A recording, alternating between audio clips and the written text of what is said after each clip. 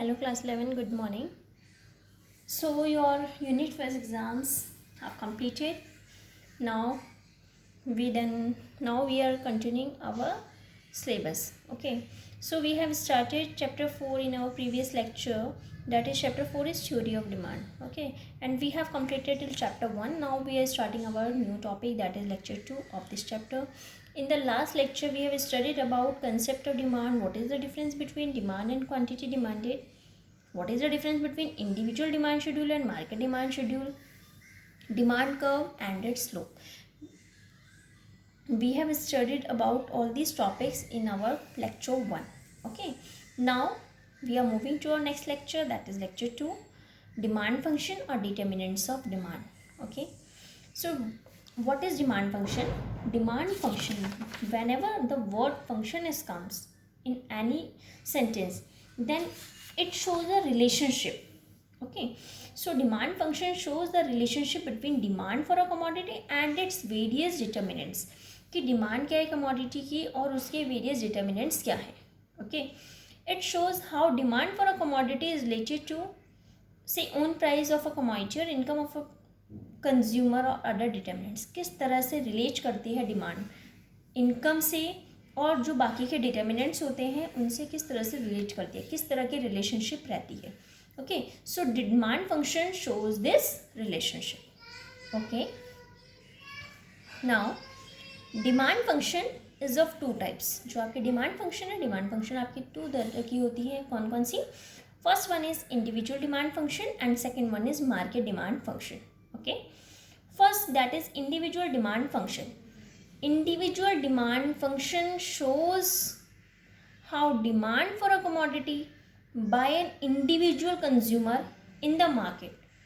हम इसमें इंडिविजुअल की बात कर रहे हैं तो यहाँ पे इंडिविजुअल मार्केट में इंडिविजुअल कंज्यूमर की मार्केट में जो डिमांड है वो किस तरह से रिलेट करती है वेरियस डिटर्मिनेंट्स के साथ. ओके, दैट इज, तो इसको हम शो कैसे करते हैं? D X that is demand function is equal to F, functional relationship जिसको बोलते हैं ना. फंक्शन है किस किस का है?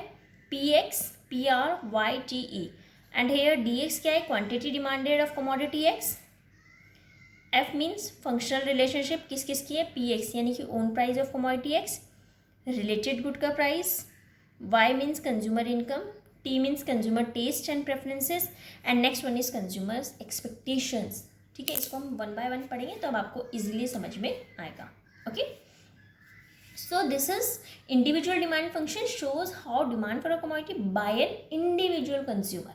Okay, next one is, अगर हम मार्केट की बात करेंगे तो मार्केट में क्या होगा? इंडिविजुअल की जगह क्या आएगा? मार्केट, होल मार्केट की बात करेंगे. ठीक है ना, तो हम इसको वन बाय वन पहले हम स्टडी करेंगे. दैट इज फर्स्ट, मैंने जैसे आपको बताया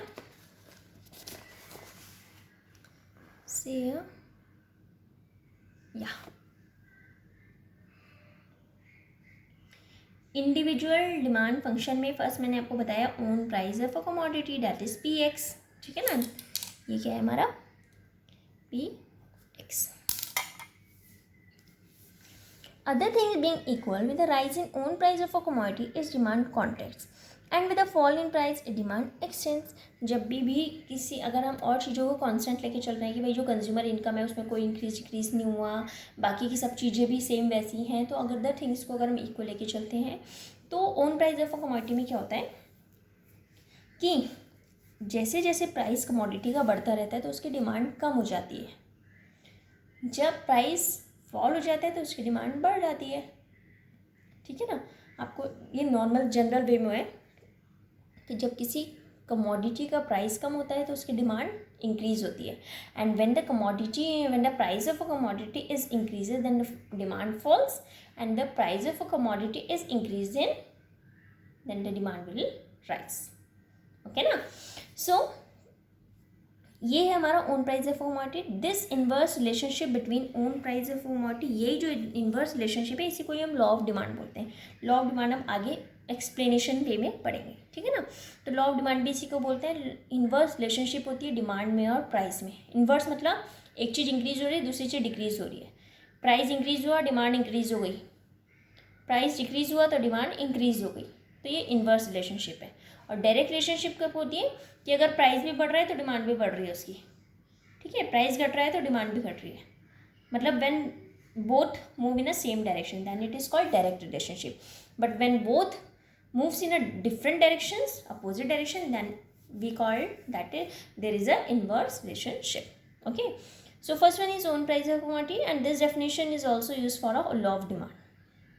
Second one, price of related goods. Price of related goods, that is demand for a commodity is also influenced by change in price of related goods. उससे भी उसमें फ़र्क पड़ता है कैसे, आपको पता है गुड्स आपके टू टाइप्स के होते हैं, substitute goods and second one is complementary goods. Okay, substitute goods कौन से होते हैं, ये वो गुड्स होते हैं जिनको हम सब्सिट्यूट कर सकते हैं एक दूसरे के साथ, which can be substituted for each other, such as tea and coffee, ball pen और इंक पेन. ये सब्सिट्यूट है, मतलब मेरी मर्जी है चाहे मैं टी पीऊँ या कॉफ़ी पीऊँ, टी नहीं पी रही तो कॉफ़ी पी लूँ, दीज आर सब्सिट्यूट. ठीक है ना, सब्सिट्यूट मतलब एक दूसरे की जो जगह ले सकता है, चाहे मैं बॉल पेन यूज़ करूँ या फिर जेल इंक पेन यूज़ करूँ, these are substitute for each other. In case such goods, अगर एक का प्राइस इंक्रीज होता है तो दूसरे increase in demand for the other, उससे क्या हो रहा है, एक का प्राइस बढ़ा तो दूसरे की डिमांड बढ़ गई. सपोज जेल पेन मुझे 10 रुपीज़ का मिल रहा है और बॉल पेन मुझे 8 रुपीज़ का मिल रहा है, तो मैं क्या करूँगी, जेल पेन नहीं लेके क्या लूँगी, बॉल पेन. क्यों, उसकी डिमांड बढ़ गई ना बॉल पेन की, क्योंकि जेल पेन महंगा हो गया है. ठीक है, तो यही चीज़ मैं बता रही हूँ मैं आपको. सब्स्टिट्यूट गुड्स में क्या होता है, अगर एक की प्राइस बढ़ता है तो दूसरे की डिमांड क्या हो जाती है, इंक्रीज हो जाती है, और एक का प्राइस घटता है तो दूसरे की डिमांड क्या हो जाती है, कम हो जाती है. ठीक है ना. So increase in the price of a coffee, for example will increase the T the consumer shift consumption of coffee. अगर सपोज मैं कह रही हूँ कि कॉफ़ी के प्राइस बढ़ गए, मुझे कॉफ़ी पीनी है लेकिन कॉफ़ी के प्राइस बढ़ गए, तो कंज्यूमर्स क्या करेंगे, अपनी डिमांड को कॉफ़ी से किस पे शिफ्ट कर देंगे, टी पे. टी सस्ती है, कॉफ़ी महंगी है. ठीक है ना. So these are substitute goods. Second one is complementary goods. Complementary goods कौन से होते हैं, कॉम्प्लीमेंट्री गुड्स वो गुड्स होते हैं, these are those goods which complete the demand for each other and are therefore demanded together, जिनको हम एक साथ डिमांड करते हैं. कॉम्प्लीमेंट्री मतलब जिनकी डिमांड एक साथ होती है. मैं पेन ला रही हूँ तो मुझे इंक भी चाहिए, सिर्फ खाली पेन की बॉडी तो नहीं चाहिए ना, इंक भी चाहिए. ठीक है, तो इनको हम लोग क्या बोलते हैं, कॉम्प्लीमेंट्री गुड्स. ठीक है. Fall in price of one, अगर सपोज मैं कह रही हूँ कि मैं एक पेन ला रही हूँ और आपको पता है वो इंक वाले पेन भी जो होते हैं ना, या सपोज उसकी बात कर रही हूँ मैं, तो उसमें क्या है कि मुझे पेन लाना है, तो इंक, जब पेन की डिमांड बढ़ रही है तो इंक की डिमांड भी तो बढ़ेगी, पेन यूज़ हो रहे हैं तो यानी कि इंक भी तो चाहिए लोगों को. ठीक है ना. तो यही होते हैं हमारे complementary goods. So fall in price of one causes increase in demand of the other and rise in price of one cause decrease in demand for the other. Okay, so these are the complementary goods. Now next one is income of the consumer. ठीक है, इसमें PX PRYGE था ना, तो अब आता है income. Income means Y, जो हमने income of the consumer Y से डिनोट करते हैं. इनकम ऑफ द कंज्यूमर, इसको आप नॉर्मल वे में अपने पे, जब हम ये डिमांड के बारे में या सप्लाई के बारे में, जब सप्लाई भी आगे आपके चैप्टर्स आएंगे, तो जब हम इसके बारे में पढ़ते हैं तो खुद को अज्यूम करके चला करो कि ठीक है मैं कंज्यूमर हूँ. When we are talking about demand, so assume yourself as a consumer, and when we talk about supply, so assume yourself as a producer. बस अगर आप इतना अज्यूम कर लेते हो तो आपको ईजीली सबको समझ में आ जाएगा. इतना हार्ड नहीं है, डिफ़िकल्ट नहीं है टॉपिक्स. बस आपको अपने आप को अज्यूम क्या करना है, डिमांड का कौन करते हैं, कंज्यूमर. ठीक है, तो आपने अपने आप को अज्यूम करना है कि मैं कंज्यूमर हूँ. सप्लाई कौन करते हैं, प्रोड्यूसर. तो जब हम सप्लाई के टॉपिक्स पढ़ेंगे तो उसमें आपने खुद को अज्यूम क्या करना है कि मैं प्रोड्यूसर हूँ. ठीक है. तो इनकम ऑफ अ कंज्यूमर. अब देखिए, change in income of the consumer also influences demand for different goods. जैसे जैसे इनकम भी उसमें डिमांड पे उसका प्रभाव पड़ता है. कैसे, जब पर्सन की इनकम इंक्रीज होती है तो उसकी डिमांड भी इंक्रीज होती है.